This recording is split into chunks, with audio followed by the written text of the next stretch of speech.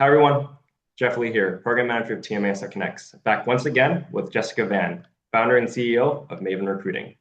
So this will be kind of like a three-part question, but what differences would you say like an entry level, a mid-level, and higher up an executive level job seeker? What differences should you kind of be focusing on? So I think as an entry level job seeker, you're really selling your potential more than anything, right? You don't have 10 years of experience to point to. You can't talk about what it was like when you took the company from pre-IPO to IPO, right? You simply don't have it. And Yeah. so I think that your biggest acumen and the biggest attribute that you can offer is your dedication, your enthusiasm, your potential, who you are, your commitment to showing up and showing out and doing all of these great things. But it's really about how you present. It's making sure that you are really, preparing as best as you absolutely can because it's displaying all of those kind of good professional fundamentals, right? Was this person diligent? Did they were they well prepared? Did they mind all of their follow-ups, right? Did they take care of, like did they have really thoughtful follow-ups? Did they seem really engaged? Did they have wonderful thank you follow-ups? Like things like that. All you can really offer is your enthusiasm for the Mhm. future and how you present in the moment. And especially with entry level candidates, especially, it's imperative that you scrub and privatize your social media, period. There's a lot, again, going back to the who is this person? Mhm. Am I willing to take a gamble on them? Mhm. Do they seem responsible and trustworthy? Should I give them the benefit of the doubt, right? If your social media suggests otherwise, Mhm. it could absolutely destroy the opportunity for you. I would say make everything private, and Mhm. in general, don't put anything out there that could be misconstrued. Mhm. Mhm. Okay. Any notes for the more mid-level and executive level job seekers out there?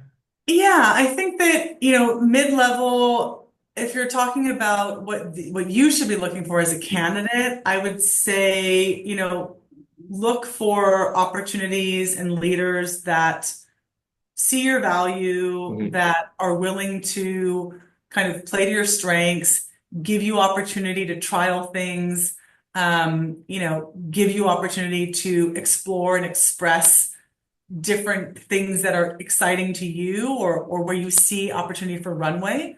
right? I think that that's really, you're in like the very much the development and application stage of your career. So look for leaders um, that seem to want to support your growth and development and where there's opportunity to create things and be successful and explore.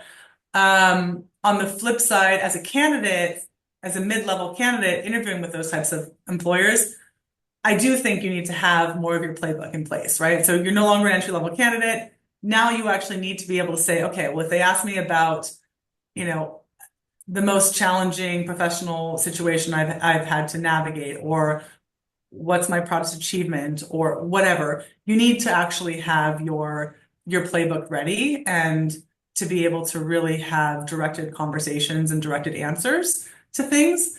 So it is going to be about how you execute what you've accomplished.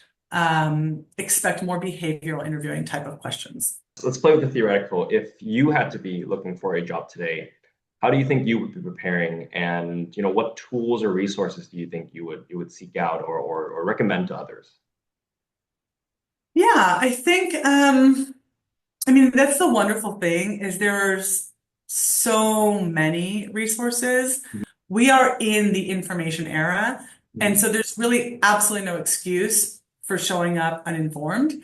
I think that you need to expect to do a pretty deep dive on any company that you're interviewing with or interviewing for. So take the time, leverage AI to put together, a document to help you prepare, but also fact check that. I think that going into and entering the job market today means that you should have some level of expectation that you're going to be interacting with AI in some way. Some things are still true, like leveraging your network, right? That's always going to be true. And using your connections, leveraging recruiters, leveraging LinkedIn to discover opportunities. That's always been true and is still true. Yeah, and I think really as well, like show enthusiasm for the role. And I think, put that out there, right? I think that it's important to close strong. It's important to let people know with genuineness, that you're excited about the opportunity. Because if it comes down to you and somebody else, but you're the one that's really, really excited and really genuine, 9 times out of 10, they're going to go with you. Yeah, and just to comment really quickly on what you said about AI, it sounds very similar to what we said about Zoom earlier. Is that AI is another tool to add to our roster, right? It's not the end all be all, but it's just another tool that in there. Kind of like how Zoom, kind of replaces the face-to-face meeting sometimes. AI can kind of help expedite some of the things that we might be working on. So Yeah, absolutely. yes. Well, we'll continue and conclude our conversation next time with what you see in store for our local workforce in the future.